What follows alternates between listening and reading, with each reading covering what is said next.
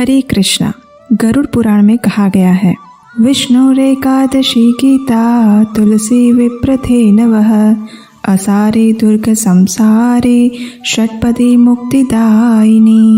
अर्थात भगवान श्री विष्णु एकादशी का व्रत, भगवत गीता, तुलसी देवी, ब्राह्मण और गौ माता, ये 6 इस असार संसार में लोगों को मुक्ति प्रदान करने के साधन हैं और इन्हें षटपदी कहा जाता है। क्या आपको कभी ये प्रश्न हुआ कि जिस एकादशी का हमारे प्रत्येक पुराण और वैदिक ग्रंथों में इतना महिमा मंडन किया गया है, उस एकादशी व्रत का प्रारंभ कैसे हुआ और किस प्रकार इस व्रत को इतना महत्व दिया गया है? चलिए, आज की उत्पन्ना एकादशी कथा इसी तथ्य पर आधारित है और इसका आस्वादन करने के लिए हम चलते हैं सीधे उस प्रसंग में जहां भगवान श्री कृष्ण और उनके प्रिय सखा अर्जुन के मध्य संवाद हो रहा है। एक दिन पृथा पुत्र अर्जुन ने भगवान श्री कृष्ण से पूछा, हे जनार्दन, आप कहते हैं कि सहस्त्र यज्ञ करने से जो फल प्राप्त होता है उसकी तुलना भी एक एकादशी व्रत के पालन से मिलने वाले फल से नहीं की जा सकती। तो कृपया आप मुझे ये बताएं कि ये एकादशी इतनी विशेष क्यों है, किस प्रकार वह इतनी मंगलमय बनी। तो भगवान ने उत्तर देते हुए कहा, हे अर्जुन, उत्तरी गोलार्ध में शीतकाल के प्रारंभ में मार्गशीर्ष मास में कृष्ण पक्ष में आने वाली एकादशी पर एक भक्त को एकादशी व्रत करना प्रारंभ करना चाहिए। इस एकादशी को उत्पन्ना एकादशी कहते हैं और इस प्रकार कहते हुए भगवान ने उत्पन्ना एकादशी व्रत कथा कहना प्रारंभ किया।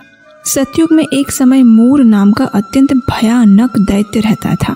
उसने अपने क्रोध और बाहुबल से स्वर्ग के राजा इंद्र सहित समस्त देवताओं को पराजित करके अपने नियंत्रण में कर लिया था। इसलिए इस कष्टमय स्थिति से मुक्ति प्राप्त करने हेतु ब्रह्मा जी की अध्यक्षता में सभी देवता शिव जी के पास जाते हैं, स्वयं को बचाने के लिए उनसे प्रार्थना करते हैं। लेकिन शिव जी ने उनसे कहा, हे देवराज इंद्र, इस घोर कष्टमय स्थिति से आपको केवल भगवान श्री हरि ही मुक्ति प्रदान कर सकते हैं, इसलिए आप उनकी शरण में जाइए, वे अवश्य आपको संरक्षण प्रदान करेंगे।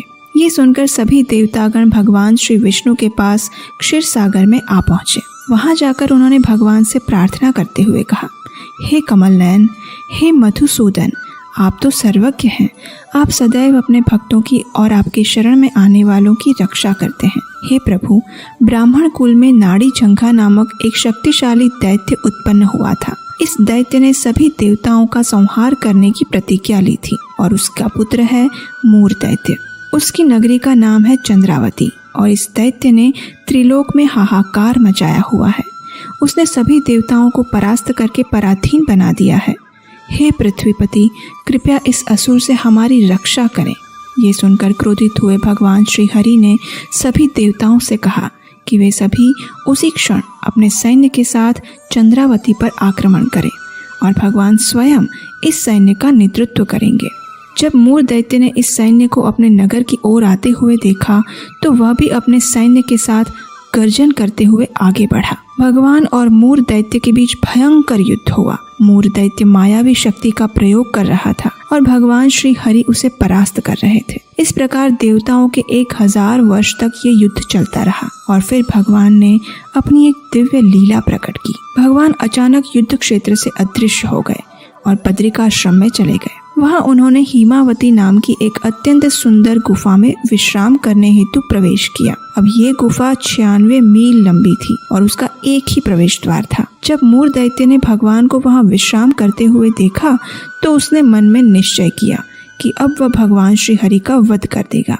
लेकिन उसी क्षण भगवान के दिव्य शरीर से एक तेजोमय कन्या उत्पन्न हुई। वह बिजली के समान तीव्र और तमाम शस्त्र आयुधों से सज्ज थी। इस कन्या ने मूर दैत्य को युद्ध के लिए ललकारा। इस कन्या को देखकर मूर दैत्य भी आश्चर्यचकित हो गया, लेकिन अब क्या करें, युद्ध की ललकार को अनसुना तो कर नहीं सकते। इसलिए उसने भगवान को छोड़कर उसी कन्या से युद्ध करना प्रारंभ किया। अचानक उस कांतिमय कन्या ने मूर दैत्य के सभी अस्त्रों का नाश कर दिया और उसका सिर धड़ से अलग कर दिया। जैसे ही उसकी मृत्यु हुई, भगवान श्री हरि निद्रा से उठ गए और उन्होंने देखा कि मूर दैत्य का मृत शरीर पड़ा हुआ है और एक तेजस्वी कन्या हाथ जोड़कर उनके समक्ष खड़ी है। भगवान ने उस कन्या से पूछा, हे देवी, आप कौन हैं और इस असुर का वध किसने किया? तो उस कन्या ने हाथ जोड़कर विनम्रता से कहा, हे पूर्ण पुरुषोत्तम भगवान श्री हरि, मैं आपके ही दिव्य शरीर से उत्पन्न हुई हूँ और ये असुर आपको क्षति पहुँचाना चाहता था,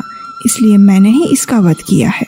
ये सुनकर भगवान अत्यंत प्रसन्न हुए और उन्होंने कहा, हे देवी, आपने सभी देवताओं को इस महान संकट से बचाया है, इसलिए वे अवश्य आपसे प्रसन्न होंगे और आपका पराक्रम देखकर मैं भी आपसे अत्यंत प्रसन्न हूँ। मांगिए, आपको जो वर चाहिए वो मैं प्रदान करूँगा। ये सुनकर इस कन्या ने कहा, हे प्रभु, यदि आप सच में मुझसे प्रसन्न हैं तो मुझे ये वरदान दीजिए कि मेरे उत्पन्न होने के आज के दिन जो भी व्यक्ति व्रत उपवास करें, आपकी पूजा आराधना करें, उसके समस्त पापों का मैं नाश करूं। आज के दिन कोई भी व्यक्ति जो केवल संध्या के समय भोजन ग्रहण करे या मध्याह्न में या फिर संपूर्ण उपवास का पालन करें, उस व्यक्ति को आप धार्मिक मनोवृत्ति, संपत्ति और अंत में मोक्ष प्रदान करें। ऐसी मेरी इच्छा है प्रभु। ये सुनकर भगवान ने कहा, हे देवी, आप मेरी आध्यात्मिक शक्ति के रूप में कृष्ण पक्ष के 11वें दिन उत्पन्न हुई है, इसलिए संसार आपको एकादशी के नाम से जानेगा।